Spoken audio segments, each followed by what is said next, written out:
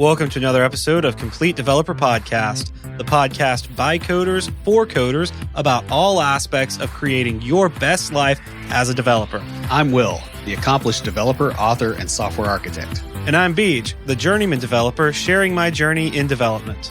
Complete Developer Podcast is supported by listeners like you. We are now on Patreon at www.patreon.com/Complete Developer Podcast. Like logging and many other things that you have to do in most applications, email is something that seems simple, but has a lot of hidden complexity, especially as your application scales. While simple approaches may be good early on, the way your application handles email will necessarily get more complex over time. In this episode, we're going to discuss some issues you may encounter while using email in your applications, along with some ways that you can prevent these problems, as well as why they occur in the first place. But before we get started, Will, what have you been fighting this week? Well, we weren't able to record on Tuesday because we had yet another round of plumbing problems from Saturday morning until Tuesday night at about 9:30. We couldn't really run the dishwasher or the washing machine, and you had to take quick showers. So it was still draining, but not real fast. And you'd be amazed how much stuff piles up when that goes on. So it was kind of gross. They got it all fixed. I don't really want to get into too many details because somebody's probably eating something greasy right now. So just out of mercy. So yeah, that was fun. Also, my team lead informed me the other day that he is now caught up completely on episodes of the podcast. So he has listened to all of it. So he's listening to this one now. Yeah, probably. So hi, Will's team lead. Yeah. So I asked him, I was like, Zach, how are you wanting to hear my voice at all? Like at work? Like, doesn't that bother you in a conference call at this point? Apparently not. So I think that's pretty cool to have, as much content as we've created and somebody's actually sat through all of it. So yeah, that is really, really awesome because I haven't listened to all of it and I used to do the editing. I mean, I recorded all of it, so I will listen to it once, I guess, but yeah, but I didn't even record all of it because there was one or two conferences where you went and I didn't go. I think there was like one after I had hernia surgery. Yeah, there was. And then there was something else. Mm-hmm. Yeah, so I remember those. I forgot about that, but yeah, I remember that now. So yeah, you haven't even been part of all of it. Yeah. Wow, that's that's interesting. But yeah, I back when I edited, I would listen to it 2 or 3 times going through the full editing process. And now that we have an editor, I don't listen to every episode. I'll go through and listen to parts of them, but yeah. So what's going on with you? Well, things are moving along at the new job. I was put as lead on an Angular team. That's interesting. I haven't built much with Angular in quite a while. So I've been going through Pluralsight courses for a refresher. Had my first pair programming session with a junior developer today. That went really well. We grabbed a story and it was like a full, basically adding a table to a view. So like full build out the component, call the API, like all that process in there. So that was really cool. We got a good way through it. Started off, we had two 1-hour sessions today. One in the morning where we kind of broke it down and looked at, we kind of got to know each other a little bit and also broke down the story and we're like, all right, this is what we need to do. This is what we're going to do. We kind of tasked it out a little bit. And then this afternoon we hopped on again and worked on it a little bit, ran into a couple of issues. That was a lot of fun troubleshooting with him. We had a good time. So stuff is changing at church too. Our tech team leader is leaving to go back into the mission field. She actually came out of the mission field. She'd been in Thailand for several years, came out a couple years before I joined the church. to help out with a few things and ended up taking over the tech team.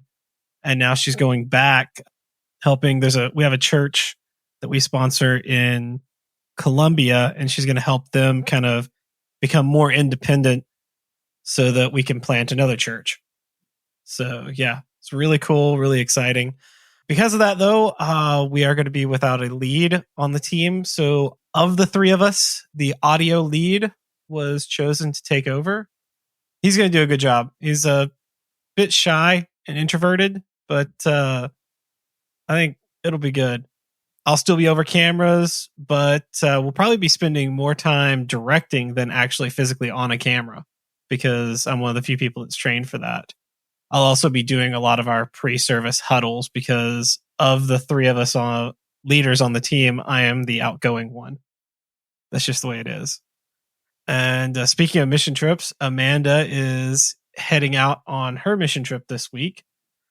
Given that, I have a lot of free time on my hands coming up. So I went ahead and downloaded Subnautica, played that a little bit the other day. That was a lot of fun. Game. Yeah. And I will be getting Mass Effect as well. So those are going to be my two games that I play while she's away. Should be fun. The audio lead, who's now going to be the team lead, is a big fan of Mass Effect. And when I told him that I was going to start playing it, his response was, "Can I come over and watch?" Because apparently it's very cinematic and just a lot of fun to watch. And he just wants to see my reactions to things. So he will probably be disappointed because I don't really like react a whole lot when I'm playing video games. I'm just like, just go through it. Yeah, I don't need it to be more stressful than life. Yeah. No, I think that he and the other lead are just expecting me to be like, "Oh wow, that's amazing," and like. I will say though, the first time you run into a Reaper Leviathan in Subnautica, you probably will have a reaction. They did well on that as far as just the feels, especially if it gets a hold of you. I've got a friend who got about halfway through the game and quit because he couldn't handle that. Wow. He's just like, "I'm out." And he plays a lot of horror games, but he was just like, this one, it hits somewhere deep within your psyche that is older than humanity. And you just don't like stuff coming out of the water for you. Saving money is hard, especially when you are buying new video games. Yeah. Lucas Casada is a fee-only certified financial planner. He owns and runs Level Up Financial Planning virtually out of Fort Collins, Colorado. Yeah, and just like us here at Complete Developer Podcast, he also likes to play video games. But he is going to help you by focusing on creating a real plan and also taking action to live your best life. Investing in financial planning services really comes down to whether or not you can improve your finances with the help of Level Up. And what you're getting here really is a compounding effect of your investments. So you'll make the money back is basically the idea here. Yeah, it's really cool because Lucas is a fiduciary for his clients. And what that means is he's not here to sell you a product. So like you pay him for a service. And because of that, he has a really interesting, unique pricing model that starts with you where you are and works from there. We were actually just talking to someone yesterday who had started up with Lucas and did his initial call and the pricing and stuff. And he was like very excited because looking at what was going to happen, he was going to end up bringing in or saving more money, so much more money than he was spending on the actual service, that he was like, this is just amazing. It is well worth the money. And if you want to find out more amazing stuff and learn more, there are more resources available at levelupfinancialplanning.com. Email is a pain, but is absolutely required for most modern applications to function well. We haven't come up with anything better yet. Whether it is for sending invoices, password requests, or simply notifications, you'll probably be making changes to your application's email components early and often, or building them. While you can get by with a terribly implemented email system for years, you'll eventually find that problems in such a system will get more annoying and distracting over time as your application scales up. Now, while it's easy to fix simple email issues early on when, only half a dozen people or so are receiving your emails, it becomes more difficult when there are hundreds of people on your system and all consuming if there happen to be thousands.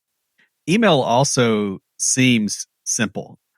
It's kind of like a logging setup in that you might be tempted to think that you can just build out your own application's email functionality in an afternoon and call it done. And you'll be right for a while, but it's kind of like a hacky, poorly planned logging setup because it eventually causes more problems than it solves. There's a lot of complexity behind the scenes, and that complexity can interfere with application stability, usability, and possibly even run your costs through the roof if you aren't careful. Worse still, there are quite a few issues with regulatory compliance at this point around email, and there are steep fines if you break them. And finally, even if you manage to avoid all these problems, there is still an extremely diverse set of email account providers, email clients, spam filters, all that kind of stuff out there, all of which do things in a slightly different manner that can make your emails look horrible or even keep them from working at all. The thing you have to understand as we go through this is that you probably won't be able to solve all of your email issues at once. Instead, you'll end up solving email related problems piecemeal, piece by piece as you run into them. However, there are a set of general practices and rules you can observe that will dramatically reduce the number of problems that email causes for you. While not a perfect set of rules, the things we're going to discuss in this episode will get rid of a lot of simple problems so that you can deal with more complex ones. In this episode, we're going to discuss a number of best practices for email within professionally produced applications. Not only are we going to tell you what the rules are, but we're also going to discuss the problems they are intended to solve, as well as the reason for those problems in the first place. So, the first best practice is don't practice at all. Yeah. Don't host your own email server. It sounds like something that's really easy to do, but there's a lot of crap that comes with it. Besides all the attempted attacks to try to use your server for spam that are going to come with it, you're going to have a lot of downtime. You're going to have a lot of deliverability problems. Unless you're extremely good at doing this kind of sysadmin work, in which case, while you're coding, you should just be doing that because that's a whole field of its own, I mean, it's pretty awful if you've ever had to go into the guts of it. Even if you really are good, it's probably still cheaper to outsource this to a third party. There's a reason people don't do this themselves on purpose. I mean, there's a reason that there are quite a few really good third parties out there who do this. I guess if you are one of those third parties, you're going to host your own, but I mean, if you think about it that way. Now, if you're doing mailing lists, some sites like MailChimp can cover a lot of your needs, while transactional emails can be handled by things like Mandrill, SendGrid, a lot of others. Like we've used MailChimp in the past for our stuff. Yeah, for our mailing list emails, especially. And I've used Mandrill as well. So and they work. And the amount of stuff that you don't have to do when you do that is kind of nice. I mean, it really makes a difference.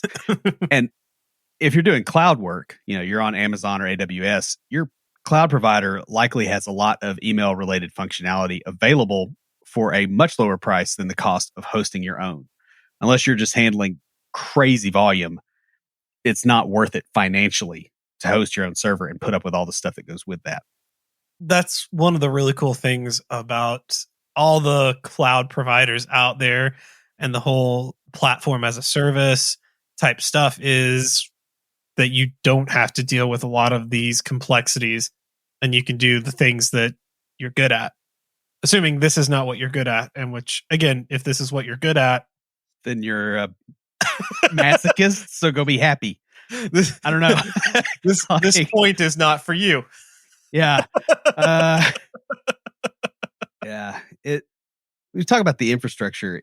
It's pretty huge, right? Because it's not just, hey, I'm sending out an email and firing and forgetting, right? Like you've got to handle things like subscriptions to go, this user does not want to be contacted at this address. If you continue doing that, you're going to get hit with regulatory stuff. Plus, you tick people off. So there's that. There's being able to track, bounces to go, hey, these addresses are bad. There's just so many different things that you really are going to want, and your marketing people are probably going to want, or your ops people. And it's just not like you would be better off not being in the middle of that unless that's something you specifically want to do. It's probably not a differentiator for you, but it will be a cost. The other thing is third-party email providers, they provide a lot of other infrastructure for you, such as, Will was talking about being able to track when the emails bounce. If you don't have this, you're going to have to build that functionality out yourself. And again, if you're not an email service provider, that's not a good use of your time. Yeah, because I've built that for a software package. We built it on top of Mandrill. Mandrill did good work as far as being able to tell us when stuff bounced, but it was a pain to get those dashboards looking right and where people could get, that's dashboard design is no joke. And for something that's not a core application responsibility, it's awful hard to justify. The more you go into it, the worse it gets. And speaking of that kind of thing, you also need to have a way for people to manage how you contact them. This needs to be built into your application probably from day one. There are a lot of anti-spam laws that have been passed over the years, and you're not going to be able to avoid them forever. And even if you can, honestly, spam filtering software has gotten better too. These laws are often structured, honestly, around how people react in real life to junk email. In this case, the law is actually somewhat reasonable guidance for how to act so that you don't tick off your users. It's rare that I say, hey, this law kind of hit the point on a lot of this stuff. Yeah, that is very true. Will doesn't like laws. No, I really don't. But on this one, at the very least, you look at the law and you go, hey, the things that they're suggesting here, if I do this, it's going to tick people off less. It's not like it's completely out of left field. Also, users are going to want to customize the way that you contact them just in general. And you probably shouldn't build out email functionality in your application unless you plan to have this in place. Which I say that is I reconfigured my NAS to send me alerts when stuff fails because I had a backup that was silently failing, and I fixed that. And I get an email every single day from this device, and I can't make it not daily. And it drives me up the wall, and it's like, I own that. That's annoying. Yeah, but I literally did this to myself, and it irritates me. So imagine if some third party does that to you. It's not good from a user perspective. Regulatory compliance is going to be critical to make sure that your company doesn't get hit with a fine for sending spam. Whether you're doing so or not, if you get this right, you reduce your risk. And honestly, you're going to want to do that before regulatory pressure gets on you. If you look like, hey, you're trying to do it right, the fines are not going to be as bad if you do screw up. Yeah, that's true. Like, not always, but and a lot of times you can show, hey, here's what we have in place, and this is the system that failed. This is the check that failed that caused this to happen. And if it's on some other third-party provider, that's what they're here for. They're a human shield. Wow. Hey, I'm completely fine with that. I'm like Longshanks and Braveheart, send the email service providers in. the bankrupted cost nothing. Wow. So, well, on that, in addition to avoiding regulatory problems, allowing users to customize their interactions with you can often improve their perception of your application. I mean, if they know you're using human shields, there's only one way to go, and that is up. Right. Well, you tell them, right? Then you're honest. And then it's all uphill. Yeah, there you go. While this may not be as important for transactional emails, it is critical for emails that are sent as a regular event for a software as a service app or a service. Otherwise, people will start blocking your emails as spam. Yeah, looking at you, GoDaddy. It's like I dumped them and they're like the overly attached girlfriend of domain registrars. It's just like this. I get emails from them every day and I've unsubscribed. I guess I'm going to have to change my email account. So speaking of failures, the next one is you have to be able to handle email failures in a granular fashion. And what I mean by that is emails will fail to send. If you have emails going out to 5 people, one of those people's email addresses will be wrong in a lot of contexts. They mistyped, they gave you a bad email address, their email account, their mailbox really probably doesn't get full as much anymore, but there's going to be that one guy that has kept everything since 1996 in his email box and it's full. Using Pine or something. And like you'll run into those people. So they fail. And there's a lot of business cases where the same email gets sent to multiple people. And if one of the addresses doesn't work, you have to be kind of thinking about how you're going to handle that. So, you put 5 of them in the to list or the CC list or, BCC even, and you send them out. One of them fails. Do you resend all 5? Do you send a separate one? Like, you need to be thinking this stuff out. A lot of things can go wrong with this. Will was talking about, a single email failing, causing it to repeat. Another thing that could happen is a failure can mean that not everyone gets the email, which could cause business-related problems. People not getting our emails we were sending out, annoying, but not drastic to our business model here. But in other cases, that could be a big problem. Yeah, let's say that, I don't know, you have a per use charge on your app and somebody exceeds it and their bill's about to double and you send them an email warning them and they don't get that email and their bill doubles. Now they're calling you at the end of the month and they think it's fraud. Not that I've ever seen that one happen. I actually haven't seen it this year. I'll say that. We're almost halfway through the year. That's pretty good. Yeah.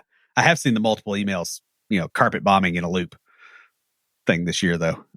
Failures can also happen very slowly, meaning that if you get enough of them, the delivery of email could be slow for your entire application. So let's take a scenario where you have multiple tenants in your system. You got a bunch of people using it, a bunch of different, separate businesses. You need to make sure that outbound email failures for one tenant don't slow down delivery for everybody else. We have an episode on multi-tenant apps, and I don't remember if we covered email for that. But basically, the idea here is you're going to have 1 or 2 companies in your list that are like your probably the worst clients that you have, and those are the kind of people that if they're sending a bunch of emails out through your app, they put in a address list that's a bunch of crap because they don't clean it up. And if they're not, kind of partitioned off from everybody else, they'll degrade performance for everybody with their errors. I've seen that plenty of times. Also, make sure that information about failures is easily retrievable. And we talk about logging and stuff like that a lot, but this is because you will likely need it for diagnostic purposes at some point. If anything, you'll need it to be like, hey, we sent it and your server was down for like a week. So, and that happens. So honestly, keep a GUID ID for emails that are outbound, write that sucker to an S3 bucket somewhere, keep it for 6 months. If there's no regulatory compliance stuff around it, otherwise you may actually have to keep it a lot longer, but definitely be able to do that. So we've kind of hinted around this, but the next point is to send emails out of band. If a user action triggers the sending of an email, such as, create account workflow, or what I've seen a lot is email on submission. So it's like, hey, here's the form you submitted, like the original form, and usually an email about it'll be processed within this time frame. It is generally a bad idea to make the user wait for the system to send the email. generally speaking, you are going to want to do this out of band in a back-end process so that you don't chew up like the web server resources for it. Yeah, so a lot of your web servers are kind of limited on how many running threads you can have. Well, actually, you are on any computing at some level, right? And so when they try to send to some crappy email server and you've got retry logic and all that kind of stuff going on, if you got enough users signing up, they could back up the system and basically slow it down. So you don't want to allow that. Plus, honestly, most of the time, if it's important enough to send an email, you need them to go on through the rest of the process because there's some value provided there and the email's probably not it. Now, this might be a little bit different if like you're doing a password reset email or something, because that you're sending out information that they need immediately. So yeah, or an email confirmation to sign up. Is another good example of that. And the stuff with that is you kind of try to make sure the window is long enough so that when they get it, they can still act on it. But yeah, they could be sitting there for a minute, but you don't let them, break the UI for everybody else because they make the server slow. You're probably also going to want to send some emails out on a schedule, and you need to do that out of band in another process so that when you have bulk emailing workloads, they don't slow your server to a crawl. So for instance, if you have like a daily email that goes out, GoDaddy, and you're sending it to everybody that's ever interacted with everybody that's ever interacted with you, which is apparently their list, it doesn't chew up their web server. So they're slow for a different reason. I'm just going to keep beating them over this. Sorry. Yeah. It may also be useful to have multiple third-party email service providers. The big thing here is if one goes down, you can fail over to a different one. You may have your primary that you do for most things, and then a secondary or even tertiary. Yeah. I had to explain what that word meant the other day. I had to explain quaternary a while back. Yeah, I've had to explain that one. That one gets used less frequently. It's a geological period we're in. I understand the problem. Yeah, sorry, rock joke. But yeah, you're going to want to do that. The other thing is sometimes email service providers will suddenly decide to cut you off because of spam and those kind of things, or because some system there thought you were spamming and you don't want your business subject to that. Next, be careful about the complexity of your email content.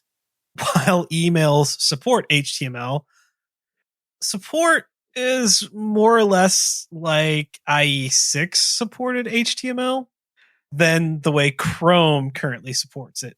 Yeah, I don't ever do HTML in my emails. I have seen that. I've actually fixed some, I wouldn't really call them legacy. They weren't old, but they were before my time applications. And coprolitic. Yeah. That's the phrase I'm going to use for those. Wow. I basically just rewrote. It was easier to rewrite it without the HTML than to try to do that. And I got it so close that the business said they liked what I sent out better. It's less buggy and it works. Like it looks better. And I'm like, well, yeah, because it's not trying to support HTML. Yeah, because you're not trying to be clever running something in some container somewhere that you don't know what it is. Yes. Yeah. And I get why the person who built it, because they weren't working there anymore. I get why they did that, because it was like the cool new thing when they did it. And they thought, like, I could legitimately see them thinking, oh, this is going to get better, so I'll build it now. And then as it gets better at handling HTML, then this will look better and work better. I get that thought process. It's reasonable. Yeah, it is, especially for a mid-level developer, which is the person who wrote that. Especially in the early 2000s, or even honestly, even up till now, there's the way you have to write email or write HTML for email is very different than what you do on a website. just because there's certain things that don't work as well. There's certain structures that aren't there. You can't do JavaScript typically. I will be honest with you. If I had not run into those issues, I probably would have done the exact same thing. At, like at that point in my career where I was like trying out all the stuff, I probably would have, but having had to deal with it with someone else's code. Well, it looks so compelling. I mean, it just looks like it ought to be beautiful, and it's like, this is easy. Absolutely, it traps you. So that's not to say that you shouldn't do it, but you need to be careful and about how crazy you do things, and especially when you let your marketing people make up a document in some WYSIWYG editor and then they copy paste the HTML in there. Like, I'm going to tell you, that will never work. Probably, like, I feel reasonably confident that the sun will burn out before that actually gets fixed. That will be the ticket being closed, is the sun going supernova. Just not getting better. I know that sounds really negative about it, but trust me, I'm 100% sure I'm right. Here's the thing. A lot of stuff that is best practice in a regular application, in the website code, is really, really bad for email HTML. So for instance, bringing in large CSS frameworks or any CSS framework, because your CSS is pretty much going to be inline if you want it to work okay, not happening. You probably also want to avoid any kind of external linking, especially to CSS or even to images for that matter, because a lot of email clients aren't going to show those. And, like I mentioned before, JavaScript is pretty much right out. The thing is, like, and this isn't in the outline, but if you want to make something interactive in your email, like I have seen where there is like a very minimal interaction in the email, and then there is like, it's not the openness in the browser, that's more of the HTML thing, but it's like a link to a page for more, and that's a better way of doing it. I know, like, following links in emails is questionable. Can be, yeah, for sure. I mean, there's a lot of reasons that things are the way they are. And, email is definitely a situation where tragedy of the commons was allowed to reign for far longer than we really wanted it to. Yeah. You also have to understand that a lot of email clients really have their own way of rendering HTML, and they may modify the HTML that you send for various reasons. Most of which you're going to realize are stupid. For instance, they may keep things like tracking pixels from working. They may say, hey, we're not loading that, so you can't tell that this email was opened. They may set the dimensions of the email as it's displayed on screen. They'll do some really weird stuff that may break things if you're calling into another app. And I think we may talk about that a little bit more if we get time later. The other thing that you need to consider is that your users may want to find your email with a text search, possibly even years down the road where it's way on down there. And overly complex HTML in an email can make this almost impossible. I'm not going to say it's impossible, but because I've had to look for stuff. Who is it? It's one of the Agile companies that like does training, sends HTML emails, and I've had to look for information from them like about a certification a year later. Oh my goodness. Yeah. So that's all I'm going to say about that. It's especially fun when they do like per character text formatting, because somebody doesn't realize that that's not searchable. And it's got all this like little spans and stuff. And, if you're ever asking a user to write a regex to fix a problem, you're the problem. Like, their fix is to fire you. Yes. Oh my goodness. Yes. And they're going to see it that way too. Oh, hey, I had a really nice moment at work yesterday.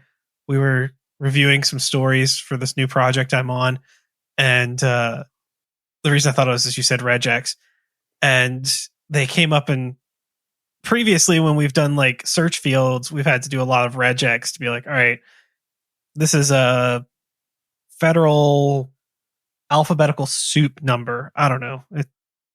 Whatever. Oh, for like validation?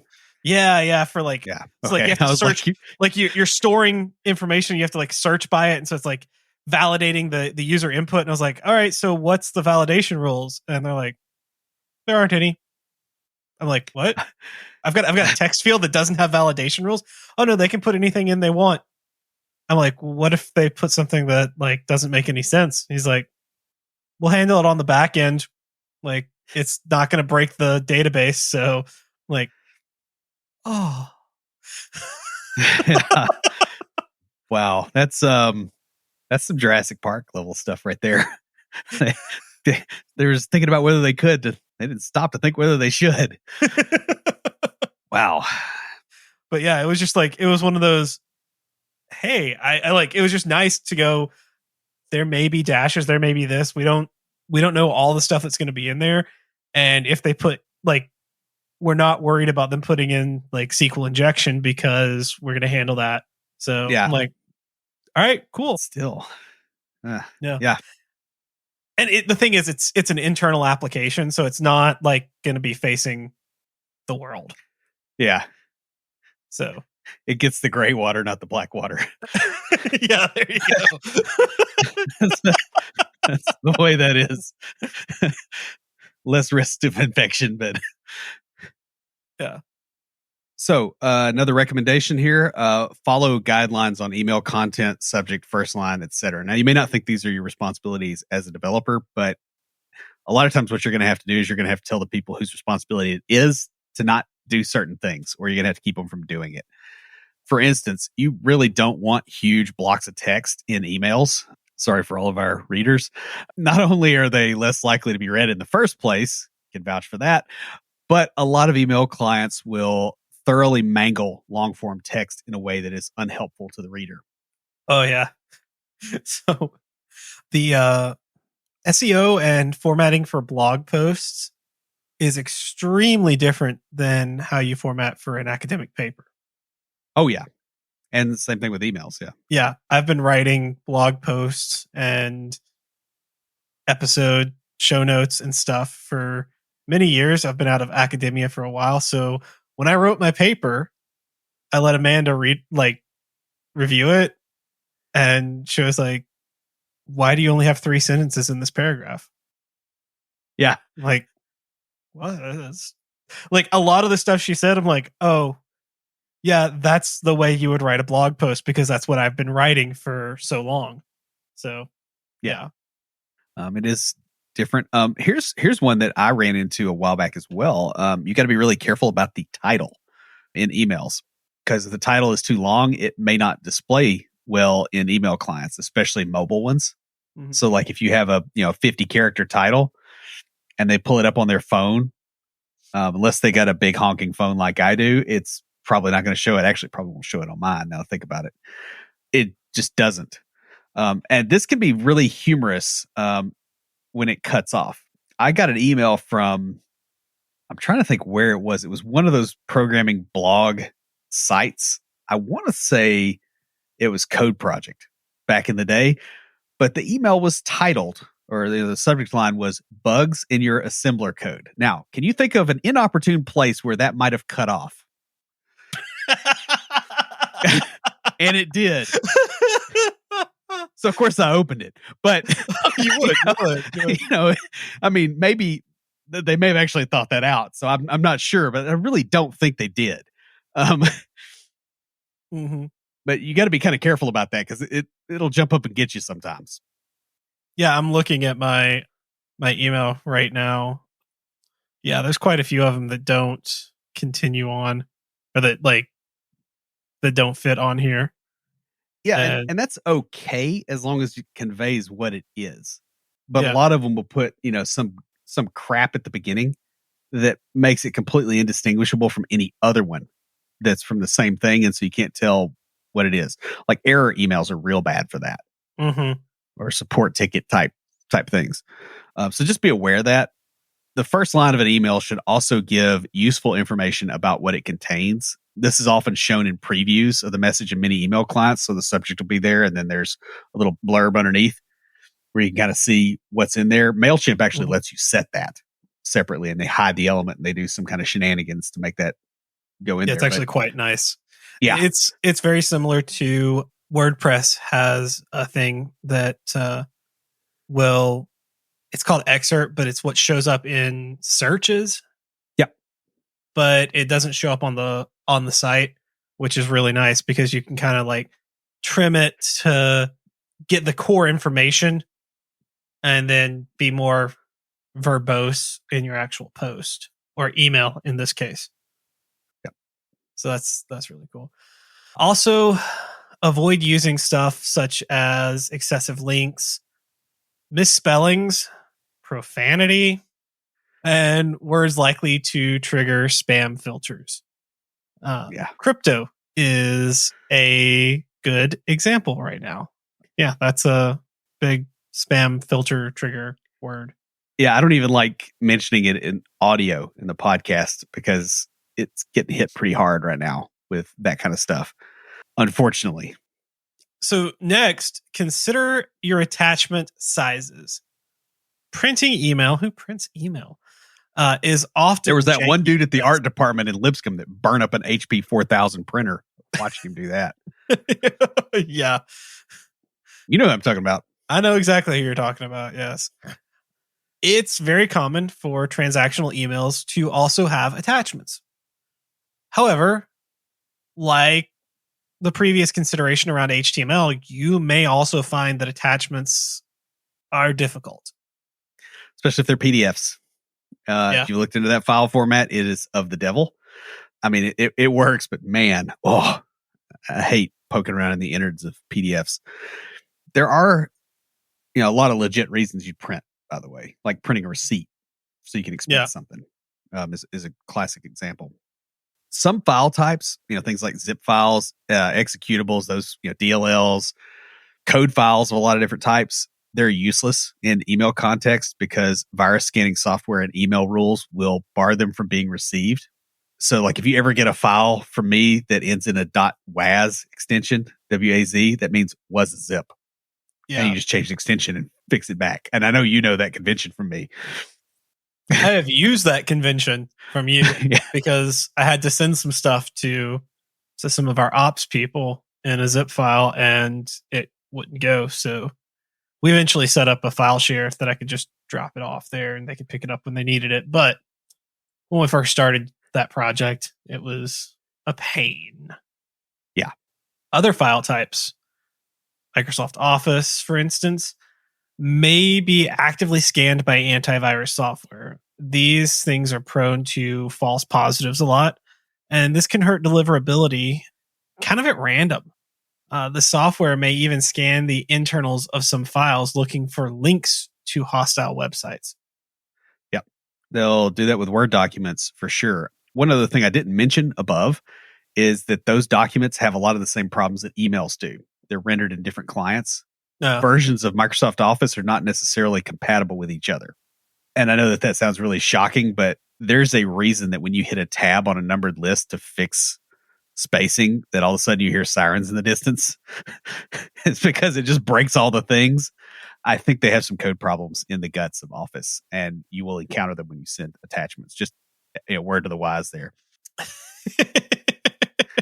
You'll see stuff that happens that you're like, how did you even, like, why are you opening this in Office 95? Like, why are you trying that? Yeah, I know. Yeah, I know you know, 'cause governmental stuff is good for that, and so is anything that has regulatory elements in it. Mm-hmm. So some of the places I've worked have had a lot of the same kind of deal. You get some dude out on a farm somewhere that bought a computer in 1993, and for some reason the thing is still running even though he chain smokes. You can't pull the memory out, but it's glued in with the tar from his cigarettes. But it's still running. So just be aware of that. And you also need to be careful about the size of any files you attach. Different email providers have very different policies on this. Some of them are pretty small, and they're really, really out of date. The other thing too is if they fill up their inbox on some providers, that's still a thing. Mm-hmm. And attachments will do it very quickly. So next, we're going to talk about spam filters. Yeah, spam filters are another fun problem. Now, we've already discussed some stuff that might trigger spam filters, including misspellings like the one I just deleted out of the outline right there. Not really sure what happened there. There are quite a few other things that can cause problems that we haven't discussed. For instance, many spam filtering engines will actually learn from users who mark emails as spam. And this can mean that you get spotty deliverability at best. So, they got a bunch of emails regarding crypto, and their users clicked and said, "Hey, this is spam. I don't want it." Well, if you're a crypto provider and your users happen to be signed up there and they do want those emails, they may not get them because the system's learned that. Yeah. It's one of the pitfalls of machine learning is that the machines learn. And sometimes, same way as humans do. Yeah. Yeah. So sometimes they don't learn the right stuff. Like they only learn what you teach them. Yeah. And you don't always know what you're teaching them, especially when you get enough people involved. That's true. That's very true. Spam filters can also keep some resources, such as images, from loading in your emails and or disable links that you've included. If your user base isn't particularly savvy, this can become a support issue. I know like Outlook will do this. Yeah. Where it will, it's a setting, you can change it, but it won't download the pictures, and it'll have a little bar there at the email that says click to download images. Yeah. And I see that every day for stuff I need and have to click on it. So I did not know there was a setting. I will go look at that. Yeah. It's never, learned helplessness, people. You might also find that spam filtering or just your email client in general, as well as some email service providers, like to screw around with links. And this is what we talked about earlier. In particular, they may redirect the user to an intermediate location first so that they can track that you clicked on it and then forward them on with a 302 redirect. I think it's a 302 or a 301. I can't remember exactly how it was implemented like in Yahoo, but they do one or the other. Mm-hmm. This might not be a big deal in a lot of circumstances, but it's something to keep in mind when you write code that lives at the URL that a link references. So you may be looking going, oh, is this, did they go to this address before? Well, they redirected somewhere else first. And now it's not what you thought it was going to be for some reason. Yeah, that can be tricky. Yeah. Talking about links and spam filters and stuff, especially for not very tech savvy people, I like to include the full link text and not just a link tag because or anchor tag or whatever, because they're going to they'll have just a little bit of tech knowledge and be like, oh, I shouldn't click on links in emails. Yeah, they'll copy and paste though. Yeah, but they will be okay with copying and pasting. And so maybe not for everything, or maybe sometimes I'll include it at the bottom, just the list of links for them. It's just something that, depending on your audience, you kind of think about. So speaking of thinking about things, the last best practice we have for you is to be careful about leaking sensitive data in emails. Yeah. Emails get forwarded. Turns out that's a core feature of SMTP. So it's going to happen. And this can happen years after those emails are received. And email accounts are often easily hacked. Yahoo had issues for years with this. I don't have Yahoo email on my phone because my email account got the password breached and I had to reset so many times. I got tired of putting it in on my phone and it just isn't there anymore because of that. It's a big issue. This can mean that sensitive information gets disclosed if it was ever put in an email and left there. Now, I delete those, so it's not a big deal. But for a lot of people, it definitely is.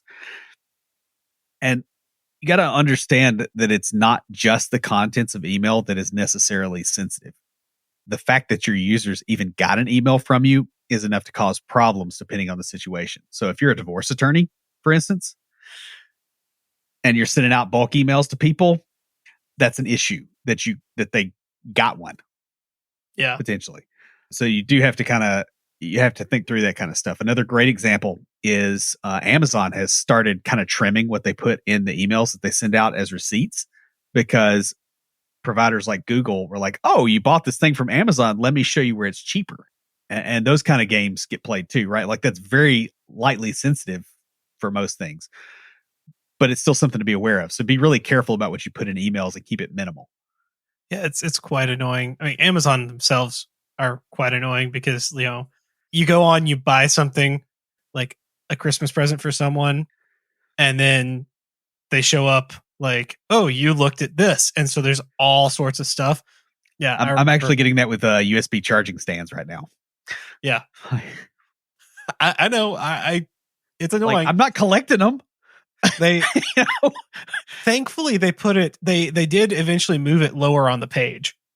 So it doesn't like pop up right at like, but it's obnoxious. I'm like, ugh.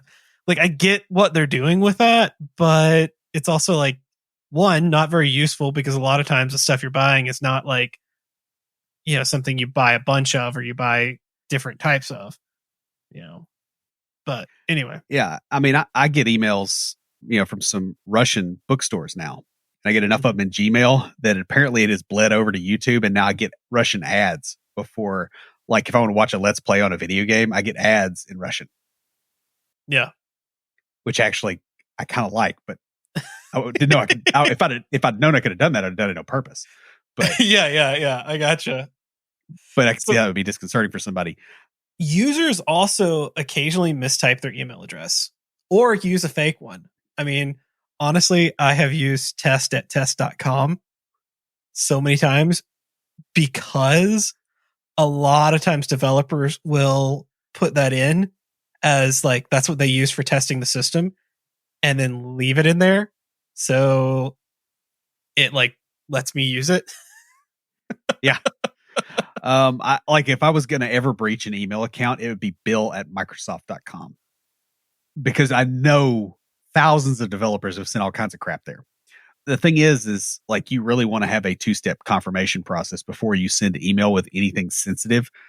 Basically, the only thing you send before that is an email with a link to confirm that they actually own that account. Mm-hmm. Sensitive data includes email addresses as well. So make sure you're careful about things like Will's already talked about this a little bit, but about your to and your CC. You'd be surprised how often this gets really messed up. Yeah, so I've gotten 2 emails that I was not supposed to get this week with very sensitive things in them. One was at the day job, and the other one was at the consulting company that I work through. And, we got to sort it out, and I keep my mouth shut, other than going, hey, this happens.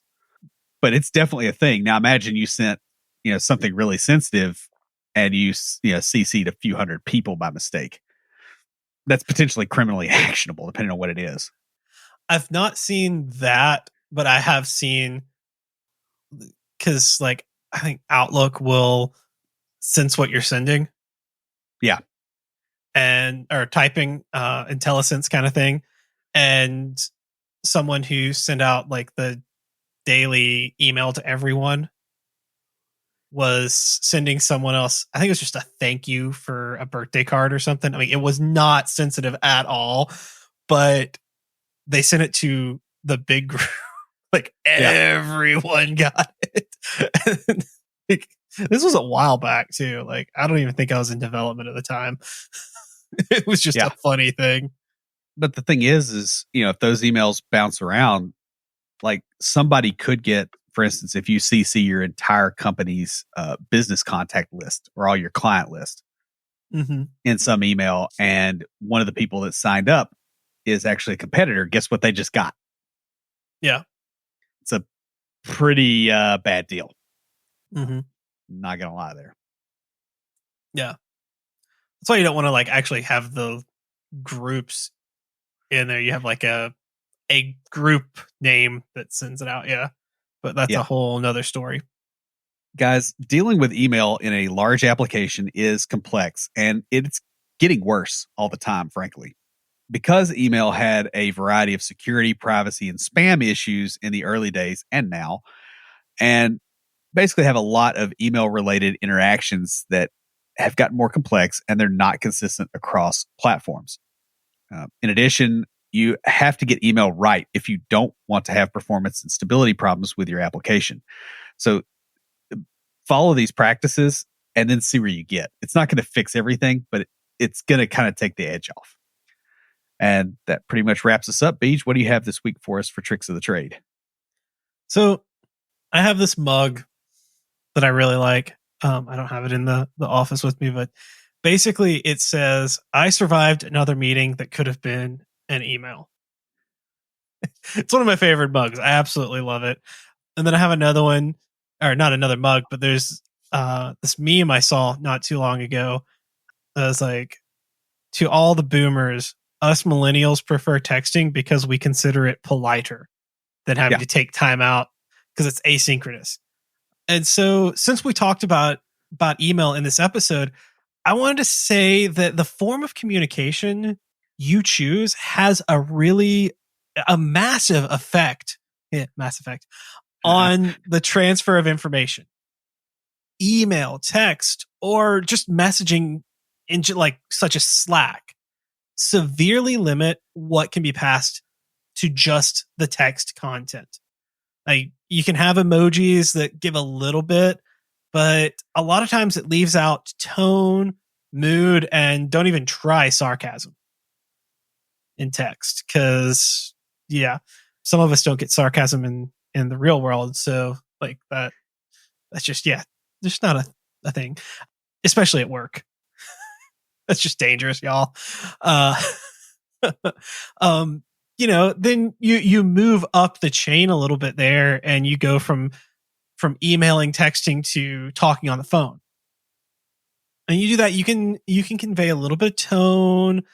If you're really, really good at verbal communication, you can probably communicate some sarcasm. Or, you guys know, Will and I have learned how to communicate air quotes with just the way that we change our voice when we say stuff. When we say stuff, it helps if you do the air quotes while you're doing it. But I noticed that. Changes the pressure in your larynx, so you sound like you're higher up in the air. Yeah, something like that. I don't know. Yeah, that's real science. Yeah, moving from email to text or to talking on the phone adds some. You go a step up from that, and you hop on a video call. Like, Will and I are on a video call right now. And we can see each other's facial expressions. We can see like our hand movements. Will can probably see the bags under my eyes because I haven't been sleeping well this week. And I shrunk the Zoom window, so I can't. But I know what you mean. And I really liked you in Return of the Jedi, by the way. Oh, thanks. Yeah.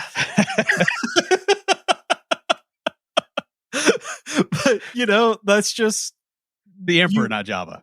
Yeah. Okay. Thanks for saying that. Yeah, I wanted to clear that up, make you feel a little better. A little bit better. Yeah. But so when you get there, you get even more.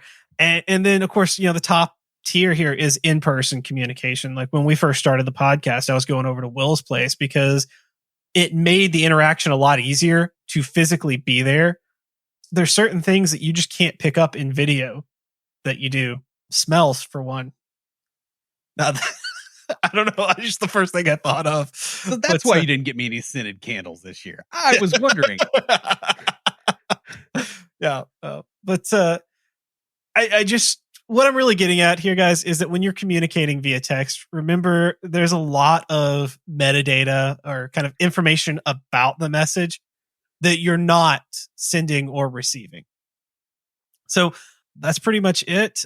Check out the Aftercast, where we're going to talk about some things you need to know to be successful in using enterprise emails such as DKIM, SPF, DMARC, as well as how to go about testing email functionality in a way that is sustainable. Stand by for Titanfall. If you have a question or comment, please email us at neckbeards@CompleteDeveloperPodcast.com. Our theme music is an excerpt from Stand By for Titanfall by Pure Bells, available on SoundCloud and licensed through Creative Commons. For references, show notes, and extra tips and insights, be sure to check out the website at CompleteDeveloperPodcast.com. Help us make the show possible by supporting us on Patreon at patreon.com/CompleteDeveloperPodcast. You'll get extras, including a weekly aftercast where we discuss the topic of the week and bonus material with some of our patrons. You can also follow us on Twitter at CompleteDevPod, like our page on Facebook, and follow us on Instagram to keep up with news about the show. Join the conversation anytime via Slack by signing up at slack.completedevelopernetwork.com. Thanks for listening. See you next time.